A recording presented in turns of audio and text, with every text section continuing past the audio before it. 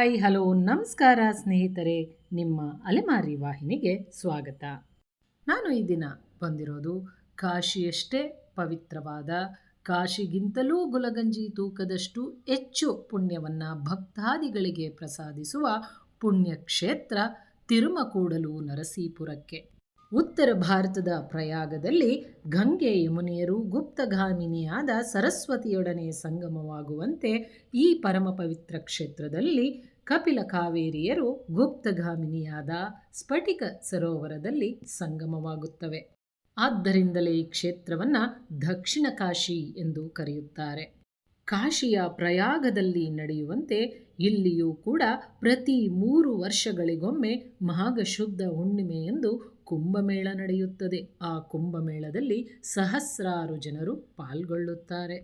3 ನದಿಗಳ ಸಂಗಮವಾಗುವ ಈ ತ್ರಿವೇಣಿ ಸಂಗಮದ ಸುತ್ತಲೂ ಹಲವಾರು ದೇವಾಲಯಗಳನ್ನು ನೋಡಬಹುದು. ತ್ರಿವೇಣಿ ಸಂಗಮದ ಒಂದು ಕೊನೆಯಲ್ಲಿ ಅಗಸ್ತೇಶ್ವರ, ಆನಂದೇಶ್ವರ, ಭಿಕ್ಷೇಶ್ವರ ದೇವಾಲಯವಿದ್ದರೆ, ಕಾವೇರಿಯ ಬಲದಂಡೆಯಲ್ಲಿ ಗುಂಜ ನರಸಿಂಹಸ್ವಾಮಿ ದೇವಾಲಯವಿದೆ. ಹರಿಹರ ಇಬ್ಬರು ನೆಲೆಸಿರುವಂತಹ ಈ ಕ್ಷೇತ್ರ ಶೈವ ಮತ್ತು ವೈಷ್ಣವ ಸಂಪ್ರದಾಯಗಳ ಸಂಗಮ ತಾಣವೂ ಹೌದು. ನಾವು ಬೆಳಗ್ಗೆ ಬಂದು ತ್ರಿವೇಣಿ ಸಂಗಮದಲ್ಲಿ ಮಿಂದು ಅಗಸ್ತೇಶ್ವರ, ಗರ್ಗೇಶ್ವರ, ಆನಂದೇಶ್ವರರ ದರ್ಶನವನ್ನು ಮುಗಿಸಿ ಈಗ ಗುಂಜ ನರಸಿಂಹಸ್ವಾಮಿ ದೇವಾಲಯದ ಕಡೆ ಹೋಗ್ತಾ ಇದ್ದೀವಿ. ಕಾವೇರಿ ನದಿಯ ಬಲದಂಡೆಯಲ್ಲಿರುವ ಗುಂಜ ನರಸಿಂಹಸ್ವಾಮಿ ದೇವಾಲಯವು ವಿಜಯನಗರ ಕಾಲಕ್ಕೆ ಸೇರಿದ ಬೃಹತ್ ದೇವಾಲಯವಾಗಿದೆ. ಈ ದೇವಾಲಯದ ಪ್ರಮುಖ ದೇವರು ಭಕ್ತ ಪ್ರಹ್ಲಾದರ ಭಕ್ತಿಗೆ ಮೆಚ್ಚಿ ಕಂಬದಲ್ಲಿ ಅವತರಿಸಿದ ನರಸಿಂಹದೇವರು. ತನ್ನ ಉಗ್ರ ಸ್ವರೂಪವನ್ನು ಶಾಂತವಾಗಿಸಿದ ಲಕ್ಷ್ಮಿಯನ್ನು ತೊಡೆಯ ಮೇಲೆ ಕೂರಿಸಿಕೊಂಡ ಲಕ್ಷ್ಮೀ ನರಸಿಂಹ ಮೂರ್ತಿಯು ಗರ್ಭಗುಡಿಯಲ್ಲಿ ಬರುವ ಭಕ್ತರಿಗೆ ದರ್ಶನವನ್ನು ನೀಡುತ್ತಿದ್ದಾರೆ. ನೋಡಿ, ಇದು ದೇವಾಲಯದ ಮುಂಭಾಗದಲ್ಲಿರುವ ಅಶ್ವತ್ಥಕಟ್ಟೆ. ಇಲ್ಲಿ ಗಣಪ ಮತ್ತು ಆಂಜನೇಯರ ದರ್ಶನವನ್ನು ಮಾಡಬಹುದು. ಈ ದೇವಾಲಯದಲ್ಲಿರುವ ನರಸಿಂಹಸ್ವಾಮಿಯ ಕೈಯಲ್ಲಿ ಗುಲಗಂಜಿ ಇದೆ. ಏಕೆಂದರೆ ಭಾರತದಲ್ಲಿರುವ ಉಳಿದೆಲ್ಲ ಕಡೆ ಇರುವ ನರಸಿಂಹಸ್ವಾಮಿಗಿಂತ ಈ ನರಸಿಂಹಸ್ವಾಮಿ ಒಂದು ಗುಲಗಂಜಿಯಷ್ಟು ಶ್ರೇಷ್ಠವಂತೆ. ಆದ್ದರಿಂದಲೇ ಇಲ್ಲಿ ಗುಂಜ ನರಸಿಂಹ ಎಂದೇ ಖ್ಯಾತಿಯನ್ನು ಹೊಂದಿದ್ದಾರೆ. ನಮ್ಮ ಹಿಂದೂ ಭೂಮಿಯಲ್ಲಿರುವಂತಹ ಪ್ರತಿಯೊಂದು ದೇವಾಲಯವು ಅದರದೇ ಆದ ವಿಭಿನ್ನವಾದ ಸ್ಥಳ ಪುರಾಣವನ್ನು ಹೊಂದಿರುತ್ತೆ. ಅದೇ ಪ್ರಕಾರ ಈ ದೇವಾಲಯದ ಸ್ಥಳ ಪುರಾಣದ ಪ್ರಕಾರ ಈ ದೇವಾಲಯವನ್ನು ನಿರ್ಮಾಣ ಮಾಡಿಸಿದ್ದು ಒಬ್ಬ ಅಗಸನಂತೆ. ಈ ದೇವಾಲಯದಲ್ಲಿರುವ ನರಸಿಂಹಮೂರ್ತಿಯು ಮೊದಲಿಗೆ ಹುತ್ತವೊಂದರಲ್ಲಿ ನೆಲೆಸಿದ್ದರಂತೆ. ಒಂದು ದಿನ ವಿಷ್ಣುವಿನ ಪರಮಭಕ್ತನಾಗಿದ್ದ ಅಗಸನ ಕನಸಿನಲ್ಲಿ ಬಂದಂತಹ ನರಸಿಂಹದೇವರು ತಾನು ಹುತ್ತದಲ್ಲಿ ನೆಲೆಸಿರುವುದಾಗಿಯೂ ತನಗೊಂದು ದೇವಾಲಯವನ್ನು ನಿರ್ಮಾಣ ಮಾಡಿಸಿ ಅಲ್ಲಿ ತನ್ನನ್ನು ಪ್ರತಿಷ್ಠಾಪಿಸಬೇಕೆಂದು ಹೇಳುತ್ತಾರೆ. ಅದಕ್ಕೆ ಅಗಸನು, ನಾನು ಬಡವ, ದೇವಸ್ಥಾನ ಕಟ್ಟಿಸಲು ನನ್ನಲ್ಲಿ ಹಣ ಎಲ್ಲಿಂದ ಬರಬೇಕು ಎಂದು ನರಸಿಂಹದೇವರನ್ನು ಪ್ರಶ್ನಿಸುತ್ತಾನೆ. ಆಗ ನರಸಿಂಹದೇವರು, ನೀನು ಪ್ರತಿದಿನ ಬಟ್ಟೆ ಒಗೆಯುವ ಕಲ್ಲಿನ ಕೆಳಗೆ ಕೊಪ್ಪರಿಕೆಯಲ್ಲಿ ಹಣವಿದೆ, ಅದನ್ನು ನೀನು ತೆಗೆದುಕೊಂಡು ಒಂದು ಮಂದಿರವನ್ನು ಕಟ್ಟಿಸಿ ಅಲ್ಲಿ ನನ್ನನ್ನು ಪ್ರತಿಷ್ಠಾಪಿಸು ಎಂದು ಹೇಳುತ್ತಾರೆ. ನರಸಿಂಹಸ್ವಾಮಿಯ ಆದೇಶದಂತೆ ಅಗಸನು ಮರುದಿನ ತಾನು ಪ್ರತಿದಿನ ಬಟ್ಟೆ ಒಗೆಯುತ್ತಿದ್ದ ಕಲ್ಲಿನ ಬಳಿಗೆ ಬಂದು ಆ ಕಲ್ಲನ್ನು ತೆಗೆದು ನೋಡಿದಾಗ ಅದರ ಕೆಳಗೆ ಕೊಪ್ಪರಿಗೆಯಲ್ಲಿ ಹಣ ದೊರೆಯುತ್ತದೆ. ಅದನ್ನು ಕಂಡ ಅಗಸ ಸಂತಸದಿಂದ ದೇವಾಲಯವನ್ನು ನಿರ್ಮಾಣ ಮಾಡಿಸಿ ಅಲ್ಲಿ ನರಸಿಂಹಸ್ವಾಮಿಯ ಮೂರ್ತಿಯನ್ನು ಪ್ರತಿಷ್ಠಾಪನೆ ಮಾಡಿಸುತ್ತಾನೆ. ನಂತರದಲ್ಲಿ ಪ್ರಸನ್ನರಾದ ನರಸಿಂಹದೇವರು ಅಗಸನಿಗೆ, ನಿನಗೆ ಏನು ವರಬೇಕು ಕೇಳು ಎಂದು ಹೇಳುತ್ತಾರೆ.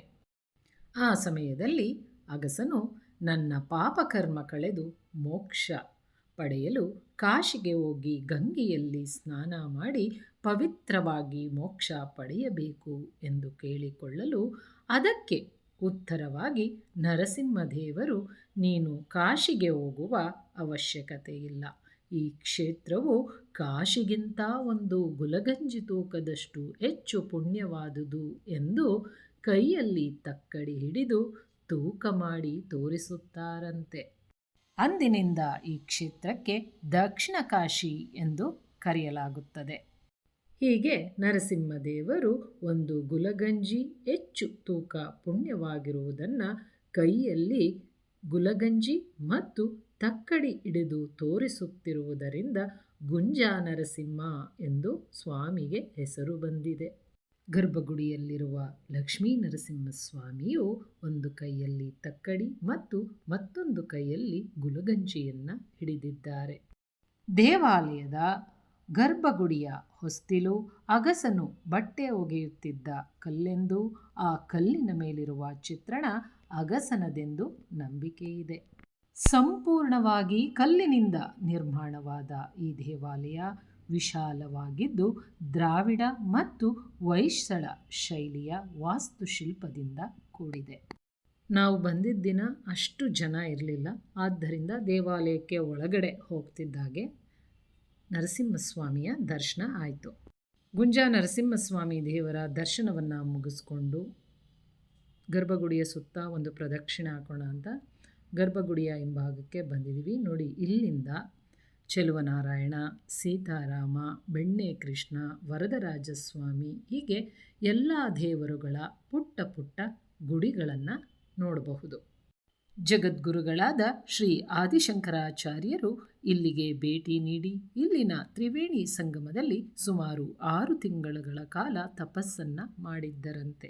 ಆ ಸಮಯದಲ್ಲಿ ನರಸಿಂಹಸ್ವಾಮಿಯ ದರ್ಶನ ಮಾಡಿ ನರಸಿಂಹಸ್ವಾಮಿಯ ಮೂರ್ತಿಗೆ ಮಾರು ಹೋಗಿ ಶಂಕರಾಚಾರ್ಯರು ಇಲ್ಲಿನ ನರಸಿಂಹನನ್ನ ಕುರಿತು ಕರಾವಲಂಬ ಸ್ತೋತ್ರವನ್ನು ರಚನೆ ಮಾಡಿದರು ಎಂಬ ಪ್ರತೀತಿ ಇದೆ.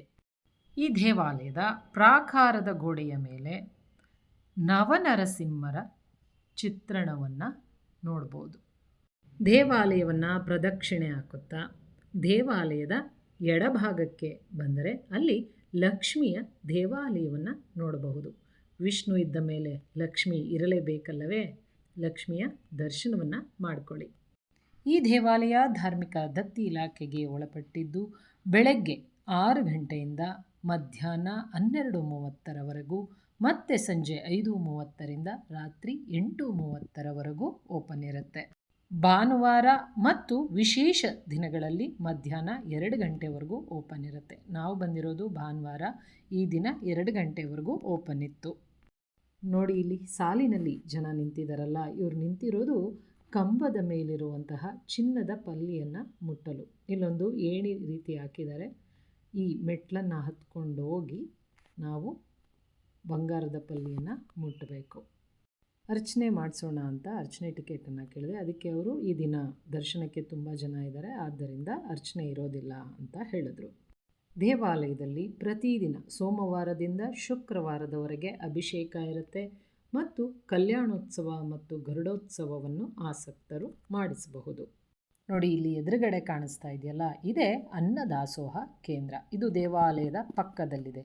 ದೇವಾಲಯದ ಬಲಭಾಗಕ್ಕಿದೆ ಈ ಬಿಲ್ಡಿಂಗು. ಇಲ್ಲಿ ಪ್ರತಿದಿನ ಮಧ್ಯಾಹ್ನ 1 ಗಂಟೆಯಿಂದ 2 ಗಂಟೆವರೆಗೂ ಮಾತ್ರ ಅನ್ನದಾಸೋಹ ಇರುತ್ತೆ. ನಾವು ದರ್ಶನ ಮುಗಿಸ್ಕೊಂಡು ಹೊರಗಡೆ ಬರೋ ಅಷ್ಟರಲ್ಲೇ 2:30 ಆಗಿತ್ತು. ಅನಂತರ ಊಟ ಇದೆಯಾ ಅಂತ ಹೋಗಿ ಕೇಳಿದ್ವಿ. ಇಲ್ಲ, ಊಟ ಖಾಲಿಯಾಗಿದೆ ಅಂತ ಹೇಳಿದ್ರು. ಆಮೇಲೆ ನಾವು ವಾಪಸ್ ಬರ್ತಾಯಿದ್ವಿ. ಅನಂತರ ಅವ್ರಿಗೆ ಅದೇನು ಅನ್ನಿಸ್ತೋ, ಬನ್ನಿ ಮೇಡಮ್ ಊಟ ಮಾಡ್ಕೊಂಡು ಹೋಗಿ ಅಂತ ಮತ್ತೆ ಕರೆದ್ರು. ಅನಂತರ ನಾವು ಹೋಗಿ ಊಟ ಮಾಡ್ಕೊಂಡು ಬಂದ್ವಿ. ಗುಂಜಾ ನರಸಿಂಹಸ್ವಾಮಿ ದೇವಾಲಯ ಟಿ ನರಸೀಪುರ ಬಸ್ ನಿಲ್ದಾಣದಿಂದ ಸುಮಾರು 200 ಮೀಟರ್ ದೂರದಲ್ಲಿದೆ. ವಾಕಬಲ್ ಡಿಸ್ಟೆನ್ಸಲ್ಲಿರೋದ್ರಿಂದ ನಡ್ಕೊಂಡೇ ಹೋಗಬಹುದು. ಕರ್ನಾಟಕ ರಾಜ್ಯದ ಮೈಸೂರು ಜಿಲ್ಲೆಯಲ್ಲಿರುವಂತಹ ಟಿ ನರಸೀಪುರ ಬೆಂಗಳೂರಿನಿಂದ 135ರಿಂದ 150 ಕಿಲೋಮೀಟರ್, ಮೈಸೂರಿನಿಂದ 35 ಕಿಲೋಮೀಟರ್, ಮಂಡ್ಯದಿಂದ 43 ಕಿಲೋಮೀಟರ್, ನಂಜನಗೂಡಿನಿಂದ 30 ಕಿಲೋಮೀಟರ್, ಚಾಮರಾಜನಗರದಿಂದ 36 ಕಿಲೋಮೀಟರ್, ಕೊಳ್ಳೇಗಾಲದಿಂದ 32 ಕಿಲೋಮೀಟರ್ ದೂರದಲ್ಲಿದೆ. ಈ ಎಲ್ಲ ಸ್ಥಳಗಳಿಂದಲೂ ಕೂಡ ಟಿ ನರಸೀಪುರಕ್ಕೆ ಡೈರೆಕ್ಟ್ ಬಸ್ ಇದೆ. ಟ್ರೈನಲ್ಲಿ ಬರೋದಾದರೆ ಟಿ ನರಸೀಪುರಕ್ಕೆ ಹತ್ತಿರವಾದ ರೈಲ್ವೆ ಸ್ಟೇಷನ್ ಅಂದರೆ ಮೈಸೂರು ಜಂಕ್ಷನ್ ಮತ್ತು ನಂಜನಗೂಡು ರೈಲ್ವೆ ಸ್ಟೇಷನ್. ಕರ್ನಾಟಕದ ಯಾವುದೇ ಮೂಲೆಯಿಂದ ಮೈಸೂರಿಗೆ ಬಂದು ಮೈಸೂರಿನಿಂದ ಟಿ ನರಸೀಪುರವನ್ನು ತಲುಪಬಹುದು. ಗುಂಜಾ ನರಸಿಂಹಸ್ವಾಮಿಯ ದರ್ಶನ ಮುಗಿಸಿ ಊಟ ಮುಗಿಸಿ ಟಿ ನರಸೀಪುರ ಬಸ್ ಸ್ಟಾಪಿಗೆ ಬರೋ ಅಷ್ಟರಲ್ಲೇ 3 ಗಂಟೆ ಆಗಿತ್ತು. ನಾವು ಬರೋ ಅಷ್ಟರಲ್ಲೇ ಟಿ ನರಸೀಪುರದಿಂದ ಬೆಂಗಳೂರಿಗೆ ಹೋಗುವ ಡೈರೆಕ್ಟ್ ಬಸ್ ಬಂದು ಜನ ತುಂಬ ರಶ್ ಆಗಿಬಿಟ್ಟಿತ್ತು. ಆದ್ದರಿಂದ ನಾವು ಮೈಸೂರಿನ ಕಡೆ ಹೊರಟ್ವಿ. ಮೈಸೂರಿಗೆ ಬಂದು ನೋಡ್ತೀವಿ, ಬೆಂಗಳೂರಿಗೆ ಹೋಗೋಕ್ಕೆ ಟಿಕೆಟ್ ತೊಗೊಳ್ಳೋದಕ್ಕೆ ನೋಡಿ ಎಷ್ಟು ದೊಡ್ಡ ಕ್ಯೂ ಇದೆ. ಸುಮಾರು 1 ಗಂಟೆಗಳ ಕಾಲ ಲೈನಲ್ಲಿ ನಿಂತು ಬೆಂಗಳೂರು ಟಿಕೆಟ್ ತೊಗೊಂಡು ಬಸ್ಸನ್ನು ಹತ್ತಿ ಕೂತ್ಕೊಂಡ್ವಿ. ಸರಿಯಾಗಿ 5 ಗಂಟೆಗೆ ನಮ್ಮ ಬಸ್ ಬೆಂಗಳೂರು ಕಡೆಗೆ ಹೊರಟಿತು. ಸ್ವಲ್ಪ ದೂರ ಬಂದಿದ್ದಷ್ಟೇ, ನೋಡಿ ಎಷ್ಟು ಟ್ರಾಫಿಕ್ ಇದೆ, ಎಲ್ಲಿ ನೋಡಿದ್ರೂ ಕಾರ್ಗಳು. ಹಬ್ಬ, ಇನ್ಯಾವತ್ತೂ ಕೂಡ ಭಾನುವಾರ ಮೈಸೂರು ಕಡೆ ಬರಬಾರ್ದು ಅನ್ನಿಸ್ಬಿಡ್ತು. ಈ ಟ್ರಾಫಿಕ್ಕಲ್ಲಿ ಬೆಂಗಳೂರು ತಲುಪೋ ಅಷ್ಟರಲ್ಲಿ ರಾತ್ರಿ 9 ಗಂಟೆ ಆಗಿತ್ತು. ಬೆಂಗಳೂರು ಸ್ಯಾಟಲೈಟ್ ಹೋಗುವ ಮಾರ್ಗ ಅಂತೂ ಹೆವಿ ಟ್ರಾಫಿಕ್ ಜಾಮ್ ಆಗಿತ್ತು. ಸ್ಯಾಟಲೈಟ್ ತಲುಪೋ ಅಷ್ಟರಲ್ಲಿ 9:30 ಆಯಿತು. ಅಲ್ಲಿಂದ ಆಟೋ ಹಿಡಿದು ಮನೆ ತಲುಪೋ ಅಷ್ಟರಲ್ಲಿ ರಾತ್ರಿ 10 ಗಂಟೆ ಆಗಿತ್ತು. ಇಲ್ಲಿಗೆ ಟಿ ನರಸೀಪುರದ 1 ದಿನದ ಪ್ರವಾಸ ಮುಕ್ತಾಯ ಆಯಿತು. ಮುಂದಿನ ವಿಡಿಯೋದಲ್ಲಿ ಮತ್ತೊಂದು ಸ್ಥಳದೊಂದಿಗೆ ಭೇಟಿಯಾಗೋಣ.